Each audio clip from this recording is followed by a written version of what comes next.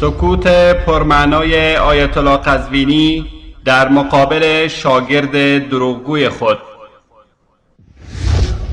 چندی پیش کلیپی به عنوان عاقبت شاگردی در محضر دروغگویان از شبکه جهانی وصال حق پخش شد که جناب حجت الاسلام کیانی مدعی شده بود امام مسجد الحرام در مکه به هنگام تشهد درود بر آل محمد صلی الله علیه و آله و سلم را نمی‌فرستد و استاد ایشان جناب آیت الله قزوینی که در کنار ایشان نشسته بود هیچ واکنشی از خود نشان نداد و سکوت اختیار کرد. با هم این کلیپ را می‌بینیم.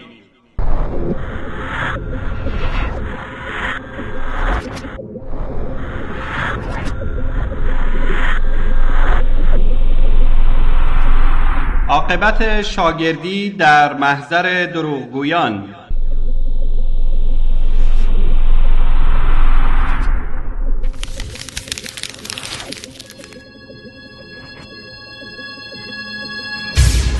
جالب اینه که چند روز پیش یکی از عزیزان از عربستان اومده بود، میگفت اون فردی که امام جماعت هست و اونجا نماز میخونه، قرائت خیلی زیبایی داره، چند هفته است که اون صلوات رو بدون آل محمدش میفرسته توی تشهدش که اونها هم صلوات رو با آل محمد میگه اگر نگید اصلا نماز اشکال پیدا میکنه.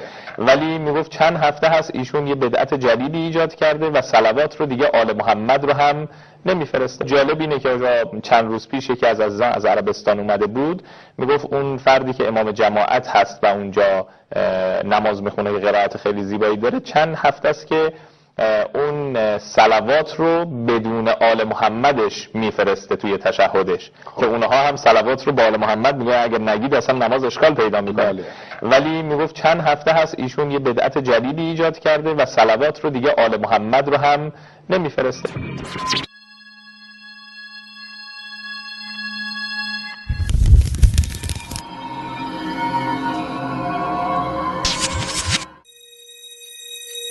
بینندگان عزیز، ببینید که این معمم چگونه دروغگویی را از استاد خود آیت الله قزوینی آموخته و دروغ شاخداری میگوید که همه را به خنده وامی دارد. جناب حجت الاسلام، ائمه اهل سنت مانند شیعه نیستند که تشهد را با صدای بلند بخوانند و ائمه حرمین هم از این قاعده مستثنا نیستند.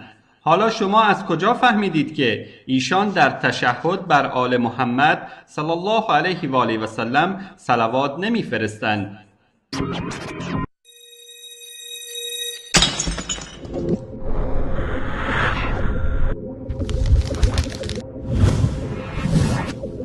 برای مثال به نمونه ای از تشهد ائمه حرمین توجه کنید.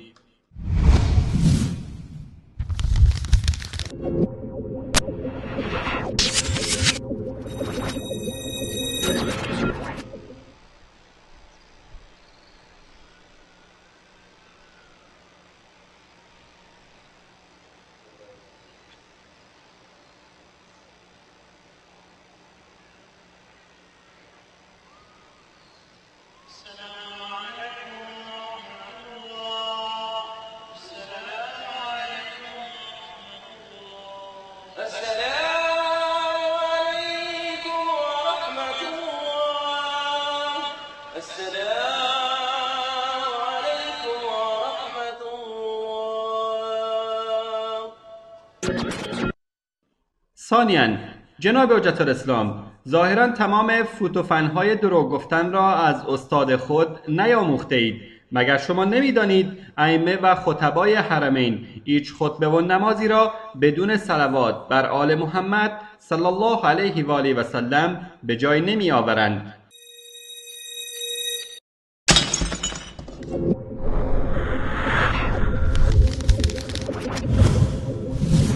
اکنون به چند نمونه توجه کنید.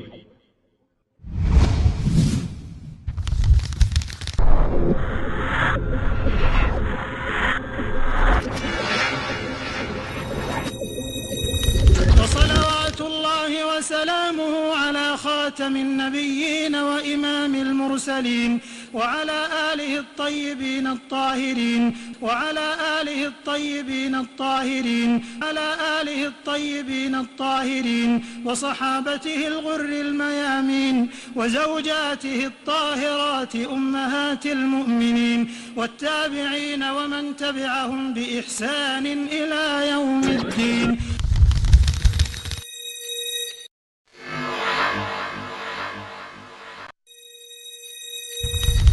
اللهم صل على نبينا محمد وعلى آل نبينا محمد كما صليت على إبراهيم وعلى آل إبراهيم إنك حميد مجيد. وبارك اللهم على نبينا محمد وعلى آل نبينا محمد كما باركت على إبراهيم وعلى آل إبراهيم إنك حميد مجيد.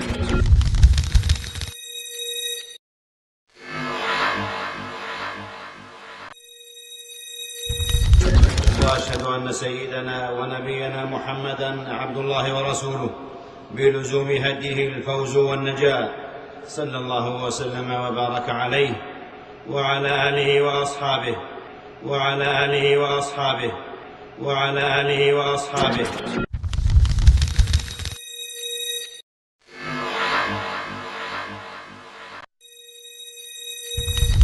اللهم صل وسلم على عبدك ورسولك محمد وعلى آله وصحبه الغر الميامين. اللهم صل وسلم على عبدك ورسولك محمد وعلى آله وصحبه الغر الميامين. اللهم صل وسلم على عبدك ورسولك محمد وعلى آله وصحبه الغر الميامين.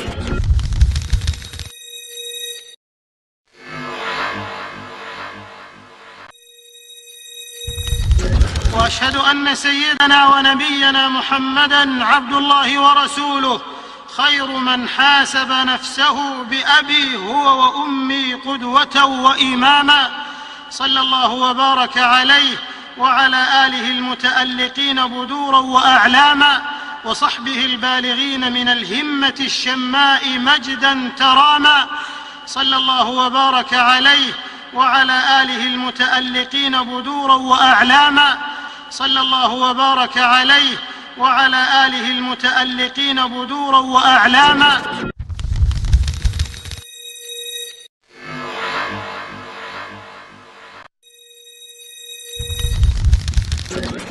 وأشهد أن لا إله إلا الله وحده لا شريك له، وأشهد أن محمدًا عبد الله ورسوله طيب الخصال صادق الفعال، صلوات الله وسلامه عليه وعلى آله وأصحابه وأزواجه والآل، صلوات الله وسلامه عليه وعلى آله وأصحابه وأزواجه والآل، صلوات الله وسلامه عليه وعلى آله وأصحابه وأزواجه والآل.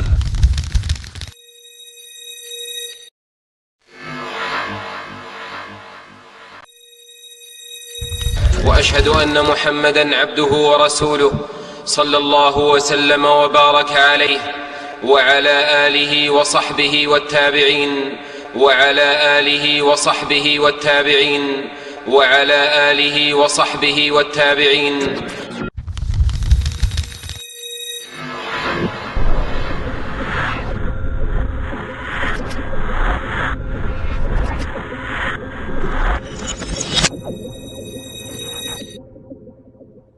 بینندگان عزیز، در محضر دروغگویان جز دروغگویی دیگر تربیت نخواهد شد.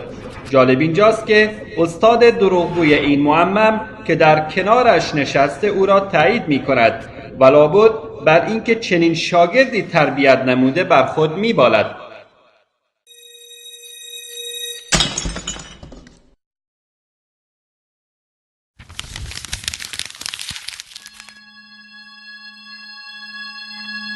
عهد بوغ شما دارید تو جنگل آمازون صحبت میکنید و کسی نیست دنبال حرف شما را بگه. اقلن حرف که میزنید فکر کنید، دقت کنید بعد حرف بزنید. عهد بوغ، شما دارید تو جنگل آمازون صحبت میکنید و کسی نیست دنبال حرف شما را بگه. اقلن حرف که میزنید فکر کنید، دقت کنید بعد حرف بزنید. آیت الله قزوینی پس از سخنان شاگردش آن را رد نمی کند، بلکه طبق قاعده خودش اگر کسی سخنی را رد نکرد یعنی آن را قبول دارد، پس او نیز این قول را قبول دارد. یک فقیهی، یک عالمی مطلبی رو نقل کرد و رد نکرد یعنی خودش هم عقیده داره. یک فقیهی، یک عالمی مطلبی رو نقل کرد و رد نکرد یعنی خودش هم عقیده داره. اما پس از پخش این کلیپ از شبکه جهانی وصال حق و سؤال یکی از بینندگان از او در این مورد، به خیانتی که مرتکب شده و سکوتی که به هنگام دروغ گفتن شاگردش اختیار کرده اعتراف می کند. بندم تا به حال این همه، شاید بیش از 20-25 بار که مشرف شدم به حج، یک مورد ندیدم این آقایان تشهد را یا سلام نماز را بلند بخوانند. بندم تا به حال این همه، شاید بیش از 20-25 بار که مشرف شدم به حج، یک مورد ندیدم این آقایان تشهد را یا سلام نماز را بلند بخوانند. بندم تا به حال این همه، شاید بیش از 20-25 بار که مشرف شدم به حج، یک مورد ندیدم این آقایان تشهد را یا سلام نماز را بلند بخوانند. جناب آیت الله، چرا آن روزی که شاگرد دروغگویتان این سخنان را بر زبان جاری می ساخت سخنی بر زبان نیاوردید و این اشتباه وی را تصحیح نکردید؟ و یا اینکه از این دروغ گفتنها لذت می بردید و حالا چون رسوا شده اید و همه به این سکوت خیانتبار شما پی برده اند زبان به سخن گشوده اید؟ واقعا جا داره که یک نفر بیاد تو این عصر تشعشع اطلاعات و رسانه و دروغ اینجوری میگه، اینطور دروغ، اینطور تزویر، اف بر این شرف، ای اف بر این وجدان، لعنت بر این وجدان.